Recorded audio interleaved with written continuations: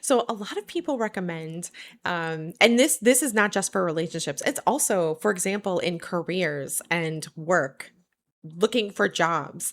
Basically, the advice is that you position yourself so that people will recognize your value. I've done a similar. This is like a similar thing to the recognizing goodness piece that I've talked about in a past video, which is to pay attention to who recognizes goodness and then watch how they react to that goodness.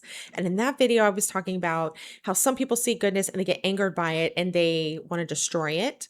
But also just in general, paying attention to people who notice goodness and then like do they appreciate it? Do they cherish it? Like how do they respond to that goodness? This is a very similar thing. This is about our value. And so what I see broadly discussed in life is that people believe that you should position yourself to communicate your value to others.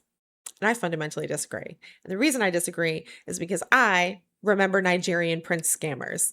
And I'm going to explain that in a second. So the thing about value that I figured out is the more you like hyper brand yourself or the more you put yourself forward as having like a certain kind of value, for some reason that only works for assholes. When regular people try to do that, people with good hearts, they end up getting taken advantage of. So, like, people will recognize the value and then use that person to extract the value for themselves, right? So, for example, often abusers do recognize your value, but how they respond to that value is by wanting it, wanting to possess it, or wanting to use it for their own ends. So, just recognizing the value isn't isn't the answer to the problem. And so when we're putting ourselves forward, and so you'll see it in like people talk about branding and they'll talk about networking and they'll talk about that you need to like put yourself forward, in a very specific way to imbue yourself with credibility, etc. Basically trying to position yourself so that people will recognize you in the way you want them to recognize you. And so therefore then you can, I don't know, network effectively and you can have a broader audience or whatever it is. And what I have learned is that doing that indiscriminately, all it does is attract the wrong people. Like you get the wrong people that you end up dealing with. Like I don't agree with it in the career stuff and I don't agree with it in relationship stuff. So for example, you're on relationship dating apps, let's say, and you've optimized your profile so that people will want to date you. Well, now you've got a bunch of people dating you that aren't like necessarily the right people to be dating.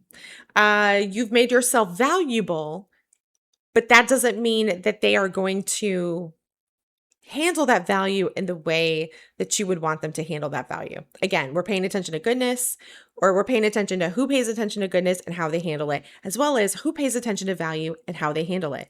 So I had this discussion, this moment one time where someone said to me once, they were like, you're nagging me. And I was like, all you're doing is you're telling on me and telling me that you don't know what has value.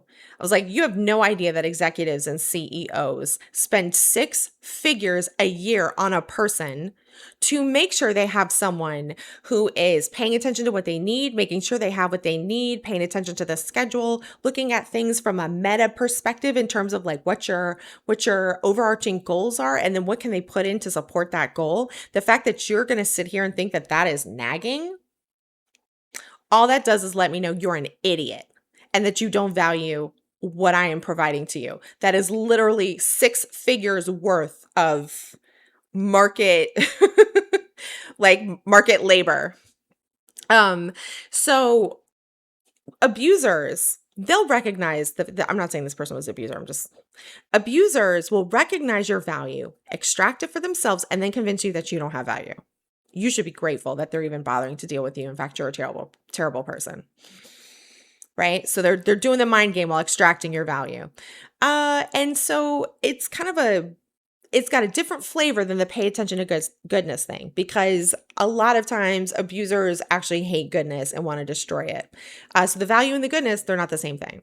So we're looking for people who are paying attention to value and respond appropriately. People who pay attention to goodness and who respond appropriately, who not just think it's a good thing, but understand that it is intrinsically yours and they cherish that about you and they love to see it. You're like a flower in your natural environment. They aren't trying to pick you and take you home. They love to see you flourish, doing the thing it is that you are and do, right? And also they'll have a sense of reciprocity because they understand the value of what that value is that you bring and that goodness that you bring, and they want to pour back into you. And it becomes a mutual dynamic of recognizing goodness and value. So when we don't pre-qualify people, okay, so pre-qualifying is a concept we get from sales and scams, where you're not trying to get every single person. You're not, people will make the mistake of going, oh, I have this, I want to have the broadest market reach. When in reality, the more granular you get, the more conversions you get on sales products. So for example, I remember back in the day, they'd be like, oh, okay, focus in on like women who are stay-at-home moms who have this emotional need, write it for this niche. Even if it was a very broad topic, they'd want you to like hone in on a specific niche so that because you would convert sales more than just writing like a very broad book. Now, while it's effective, I don't like that because I don't think that lasts the test of time, in terms of like, if you genuinely care about legacy, maybe that converts into sales very quickly, but it genuinely I don't think has a lot of legacy.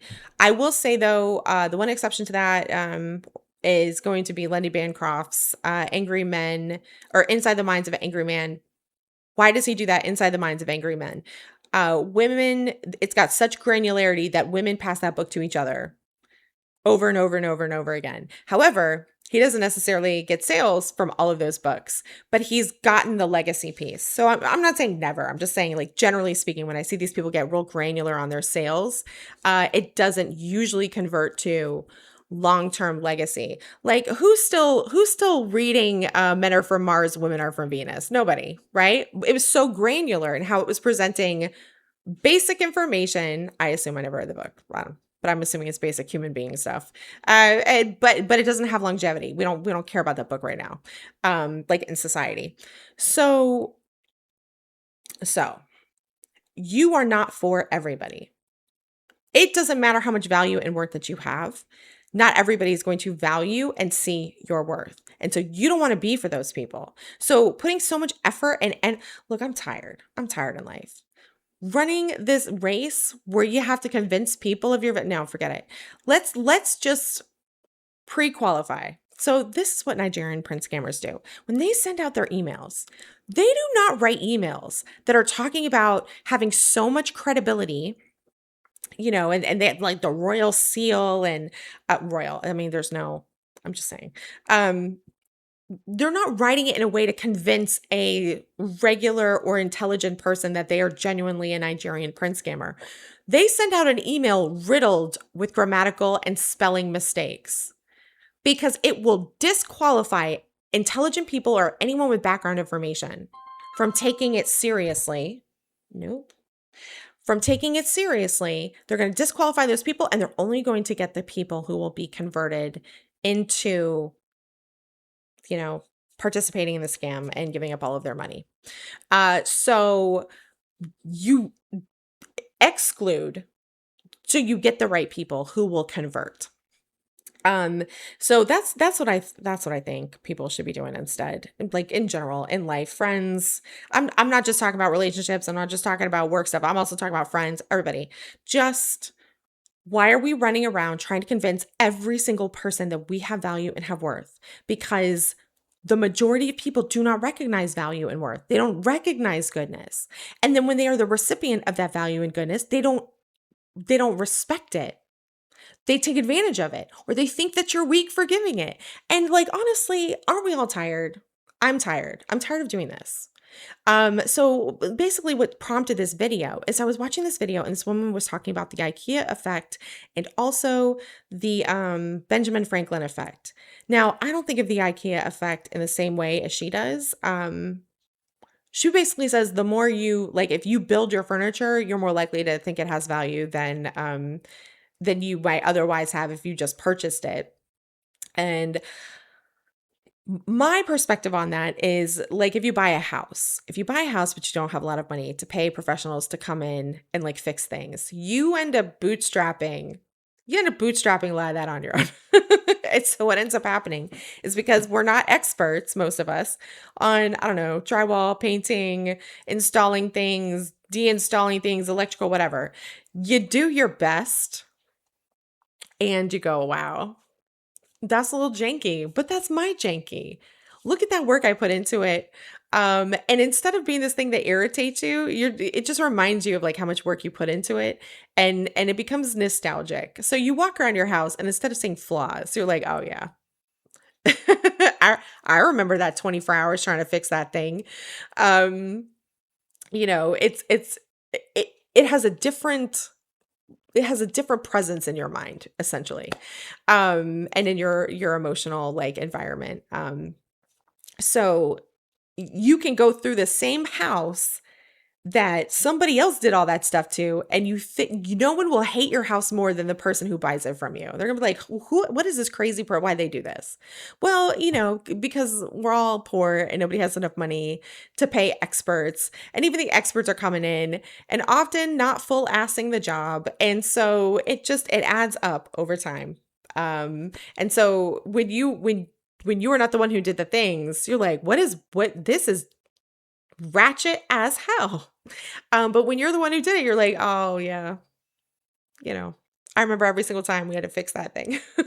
So anyway, um, yeah. So that she called it the IKEA effect. I call it the you bought a home and you have no money effect. And then the Benjamin Franklin effect is when if you want someone to like you get them to do you a favor. You don't do favors for them. You get them to do a favor for you. Why? Because the cognitive dissonance of doing something nice for someone that you don't like, your brain is not a fan because we like to be in integrity with our feelings and what we think and believe. And so we will, according to the Benjamin Franklin theory, we will rewrite how we look at somebody because we did a favor for them. Like in our minds, we'll have a different perspective. We'll think on them more positively. And I've seen this with abusers because abusers, same thing. When they harm you, they can't hold that cognitive dissonance of like, I hurt somebody and I was bad. I did a bad thing. They didn't deserve it. So they have to rewrite in their minds how the person that they abused is actually bad. And then they often will escalate in the amount of abuse they're giving that person because they think they reinforce that belief and now they think that person deserves it. And now they think that person deserves like punishment or consequences, however they're framing it in their minds. So the abusers will often escalate in the abuse because after they've done it enough, they've convinced themselves that you are in fact the bad person, not them. That cognitive dissonance. Obviously this is excluding like your sociopathic or psychopathic abusers, but like your general person who started off small and escalated, often that's how. So anyway, she was saying, yes, use the IKEA effect, the Benjamin Franklin effect for your own benefit so that you can convince people of your value. Get people to invest in you. Get people to do things for you. She was talking about chivalry and like dating and like that's why you don't do things for, in her thing it was like a man, but like you don't do things for other people. You have them do things for you so they'll value you. Like we gotta stop, um we got to stop trying to do all these things for other people. They need to do things for you so that they can value you. And then she said, get them to like do you favors, Benjamin Franklin effect, blah, blah, blah. And I was just like, oh my God, I'm so tired. I'm so tired because that never ends. That never ends. Someone that you have to psychologically hack into thinking you have value is not a person who recognizes intrinsic value. what is a relationship with that person going to be like? What is a working relationship with that person going to be like? You have to constantly prove yourself to this person, constantly be thinking about like, oh, okay, I can't react in these ways because et cetera, blah, blah, blah. Like, oh no. Nigerian prince scam. Filter out those people from the beginning. It's okay to be hidden. It's okay for someone to not recognize and they pass right over you, and that is fine. Because then the people who are paying attention and go, wait a minute, wait a minute. I see the value here. I see the goodness here. And not only that, but I'm not trying to extract it for me. I'm going to be in this reciprocal dynamic. I want to pour into that. And the people who are like that are the people who they themselves have value and goodness. So this is one of the reasons why I think for victims of abuse, it helps to develop that like wisdom and discernment, because we are going out.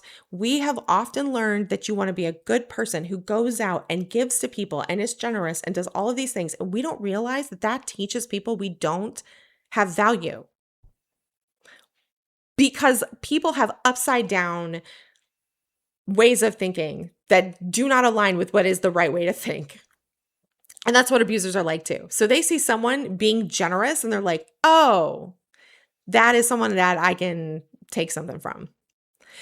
So we don't realize that as we are enacting our own moral structure and foundation, that the people who don't have like a right template of how the world is, they see that as weakness. They see kindness as weakness. They see you as being a person to take advantage of, and they have contempt for you. So